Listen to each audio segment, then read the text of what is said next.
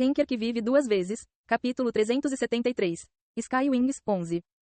Capítulo 373 Asas do Céu, 11. Deuses e demônios eram como leis da natureza. Como faziam parte do sistema, eles tinham a capacidade de dar missões a qualquer pessoa. E Yon-Woo sabia quem havia dado essa missão a ele em particular. Athena. Athena olha para você com uma expressão deprimida.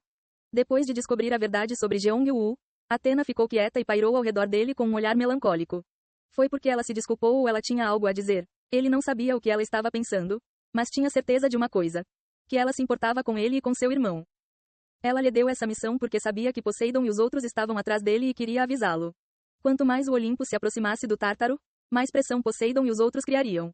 No entanto, isso também significava que Athena e Hermes estavam mais próximos, e ela queria que Yon-Woo aguentasse até então. Yon-Woo riu. Enquanto Poseidon e a geração mais velha tentavam detê-lo porque estavam preocupados com seu poder, Atenas e a geração mais jovem tentavam protegê-lo. Era uma divisão interna dentro da Olympus. Ele estava mais curioso do que nunca sobre a identidade do Rei Negro. Quanto mais sua curiosidade crescia, mais intenso se tornava seu desejo pelo poder do Rei Negro.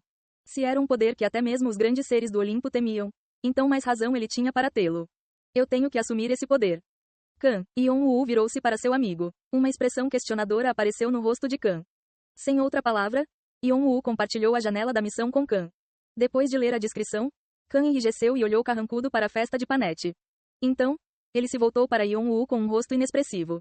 Era o mesmo rosto que ele mostrou enquanto caçava os descendentes do Rei Macaco para salvar Doyle.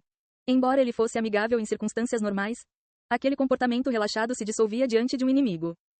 O que eu preciso fazer? Kan assentiu com frequência enquanto ouvia o plano de Yon-Woo. Cuide dessa criança. De longe, o rosto do Titã Iapetus enrugou-se enquanto observava Dis Plutão encontrar coragem para entrar em formação para combatê-los. Embora fosse verdade que ele já foi um líder dos Titãs sob o governo de Cronos e foi enviado para cá em desgraça, esse não era o motivo de sua carranca. Ele estava se lembrando do que Typhon lhe dissera antes de partir. Criança? Sim, aquele que matou um deus. O jogador que matou as Treias? Correto. A criança que recebeu o favor de deuses, demônios e dragões e possui seu potencial. Aquele que parece um híbrido desprezível, mas possui sangue puro. Typhon sorria divertido enquanto falava sobre o mortal que matou não apenas as Treias, mas também titãs nos 3 territórios sagrados. Você está dizendo que eu não deveria matá-lo? E Iapetus estreitou os olhos, sem entender a intenção de Typhon. Embora ele tenha seguido Typhon porque faltava seu poder, ele nunca esqueceu que já foi um líder dos titãs. Era por isso que ele não gostava quando outros tentavam lhe dar ordens, incluindo Typhon. No entanto, Typhon era muito enigmático e tirânico para recusar. Quando eu disse para não matá-lo?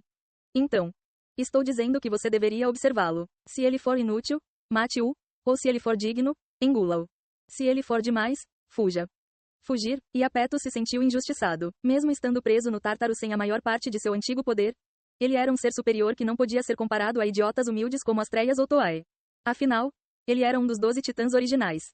Os 12 atletas olímpicos, como Zeus, Hera, Poseidon e Deméter, governavam o Olimpo agora, mas antes deles, ele sentou-se no trono como um dos 12, junto com Cronos. Ao contrário do Olimpo moderno, que se tornou apenas uma das sociedades do 98º andar, os titãs eram incomparáveis em poder no mundo celestial. Como alguém que se lembrava dos dias de glória, ele não pôde deixar de ficar furioso com o conselho de Typhon de fugir. Foi um ato de zombaria. No entanto, ele não conseguiu expressar seu descontentamento, já que Typhon agora estava em vantagem. Typhon também sabia disso e sorriu para Iapetus por não ser capaz de falar, como se pensasse que Iapetus não era tão diferente dos deuses que Iapetus considerava idiotas. De qualquer forma, cuidado. Queríamos que as colunas fossem abertas. O favor de Gaia está conosco. Não fomos feitos para estar neste Tártaro sombrio. Typhon repetiu as palavras que sempre dizia. O Olimpo é onde merecemos estar, não se esqueça. As colunas de luz eram símbolos de humilhação para eles, uma lembrança de sua história embaraçosa. Eram correntes que os prendiam ao Tártaro. Quanto eles sofreram para escapar deles. Mas agora, eles estavam se tornando degraus para uma nova oportunidade. Se o Olimpo pudesse descer ao Tártaro, isso significava que o Tártaro também poderia ascender ao Olimpo. Os titãs e gigantes centrados em Tifão não estavam lutando apenas pelo controle do vil Tártaro. A missão deles era subir ao 98º andar, onde os deuses e demônios estavam ocupados tomando partido e falando sobre paz e cessar-fogo.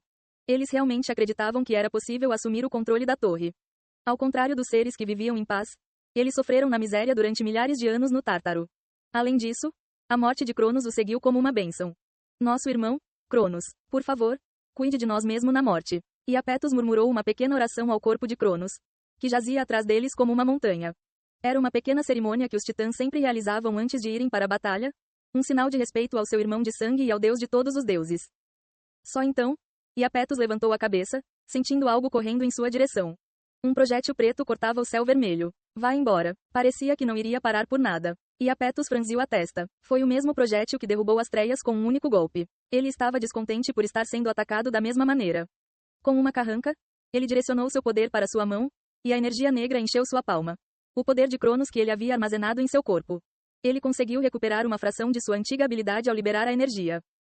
Bum! Iapetus estendeu a mão para enfrentar o projétil preto de frente. Sua mão ficou dormente e ele franziu ainda mais a testa. O jogador era mais forte do que ele pensava. Seria porque ele tinha a arma do grande sábio, que era tão atrevido quanto os do Olimpo. Iapetus desistiu de tentar quebrar completamente o projétil e convocou mais poder do deus gigante para afastar o projétil. O Hui Beng disparou para o céu, separando as nuvens ao passar. O buraco nas nuvens revelou um céu escuro e pesado. Então, aflição. Com essas palavras, nuvens de tempestade de repente se reuniram no céu vermelho. Bum! Centenas de relâmpagos de fogo vermelho pretos atingiram, condensando-se em um. Eles caíram sem parar, iluminando o mundo escuro por um momento. O ar frio ficou tão quente com o calor que exalavam que era difícil respirar. A maioria dos seres divinos de nível inferior já teria morrido. Iapetus fez uma careta. Com seus olhos divinos, ele podia ver os diferentes elementos dos relâmpagos.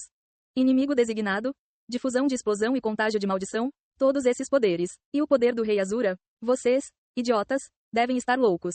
Iapetus rugiu depois de ler os incontáveis poderes do fogo e relâmpago. Ele não conseguia entender por que tantos poderes foram dados a um mero humano. E ele pensou que os 5.000 deuses e demônios que concordaram com isso eram loucos. Ele não podia deixar o fogo relâmpago continuar chovendo. Eles criariam uma enorme explosão e os raios individuais se uniriam para devastar tudo. Além disso, era óbvio que tipo de horrores as flores de sangue de Vimalacitra trariam. Metade dos subordinados que ele trouxe consigo seriam eliminados. Cada um deles era uma importante fonte de força para Iapetus, e ele não podia se dar ao luxo de perder nenhum, especialmente porque estava esperando para ascender ao Olimpo. Ele decidiu liberar todo o poder que estava segurando. O poder do deus gigante despertou e expandiu seu corpo. Um deus gigante negro do tamanho de uma coluna de luz apareceu onde Iapetus estava. O deus gigante cresceu dezenas de quilômetros e levantou a mão para rasgar todas as nuvens, lançando raios. Estrondo. As nuvens de tempestade tentaram afastar Iapetus, lançando mais raios, mas Iapetus permaneceu firme e resistiu ao impacto dos raios. Ele apertou ainda mais as nuvens de tempestade, o que fez com que flores de sangue florescessem na superfície de sua pele. No entanto, ele nem piscou. O fogo relâmpago se espalhou sem ter para onde ir. O Hui Beng também já havia desaparecido em algum momento. Onde você está? Iapetus se virou, procurando pelo dono do Hui Beng. Ele sentiu uma presença clara antes, mas ela desapareceu. Para onde desapareceu? Bum! De repente, Iapetus caiu de joelhos. Nuvens de poeira subiram para o céu. O que? Iapetus olhou para seus tornozelos. Criaturas negras e sombrias moviam-se ativamente em torno de seu calcanhar de Aquiles, que havia sido cortado. O que você acha? Somos caçadores, mas nunca encontrei uma presa tão grande quanto você. Shannon sorriu friamente para Iapetus. Comparado ao Titã, ele era apenas uma pequena mosca. Mas uma lâmina infundida com vulcão causou danos suficientes. Você ousa. Iapetus estendeu a mão para esmagar Shannon. Porém, Shannon desapareceu e Iapetus só conseguiu deixar uma marca de mão no chão. Neste momento, seu pescoço começou a ficar quente. Bum! Anrieong apareceu e estava balançando sua espada. Iapetus soltou um grito alto que abalou todo o Tártaro. No entanto, os ataques não pararam por aí. Ventos fortes começaram a soprar de repente e Rebeca se virou. Um par de olhos se abrindo no céu para sufocar Iapetus com magia. Khan e Doyle distraíram Iapetus abaixo. Galliard disparou suas flechas com a ajuda de Bran e Kreltz e Victoria o atingiram. Siga Caim. Ajude Caim. Podemos matar Iapetus. É a nossa única chance de derrubar um dos principais deuses titãs. Diz Pluto, que a princípio ficou nervoso com a chegada de Iapetus, seguiu o exemplo de Yon-Wu. Eles se dividiram em dois grupos.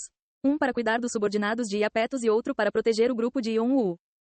Você ousa, você ousa. Iapetus gritava sem parar, tentando afastar Diz Plutão. Muitos ficaram feridos, mas continuaram a marchar incansavelmente. O grupo de Yon-Wu mirou nos pontos cegos do Titã para esgotá-lo. No ponto em que o rosto de todos brilhava de esperança, Yon-Wu apareceu usando Blink e enviou uma rajada de onda de fogo na cabeça de Iapetus, visando um ponto de acupuntura cheio de imperfeições, um núcleo-chave do poder do deus gigante. Se ele perfurasse, o Titã entraria em colapso. Assim como Vigrid estava prestes a perfurar o acuponto de Iapetus, o Titã soltou um grande grito, liberando todo o poder do deus gigante coletado em seu corpo. A energia se transformou em uma tempestade, aquecendo a atmosfera e se espalhando em todas as direções. Ele varreu tudo em seu caminho, incluindo Yon-Wu e os soldados de Diz Plutão. Ao mesmo tempo, os membros Elohim que esperavam começaram a se mover sob as ordens de Panete. Vá.